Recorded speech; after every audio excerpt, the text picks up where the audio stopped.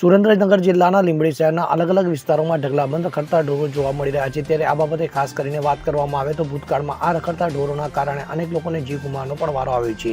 ત્યારે આવા રખડતા ઢોરના કારણે હાલ લોકો પરેશાન બની ઉઠ્યા છે। તો વાત કરવામાં આવે તો લીંબડી તાલુકામાં આવેલ સિવિલ હોસ્પિટલ રોડ તેમજ મોટાવાસ વિસ્તારમાં રખડતા ઢોરનો ઢગલો બની જવા પામ્યો છે। ત્યારે હવે પ્રશ્ન એ વાતનો થઈ રહ્યો છે કે હવેના સમયમાં જો આવા રખડતા ઢોરના કારણે કોઈને જીવ ગુમાવવાનો વારો આવશે તો જવાબદાર કોણ?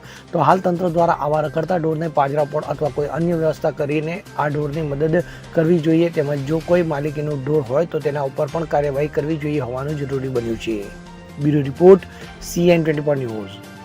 હવે જુઓ દેશ દુનિયાની તમામ ખબરો તમારી આંગળીના ટેરવે। ઉઠાવો મોબાઈલ અને Google Play Store પરથી ડાઉનલોડ કરો અમારી CN24 ન્યૂઝ મોબાઈલ એપ।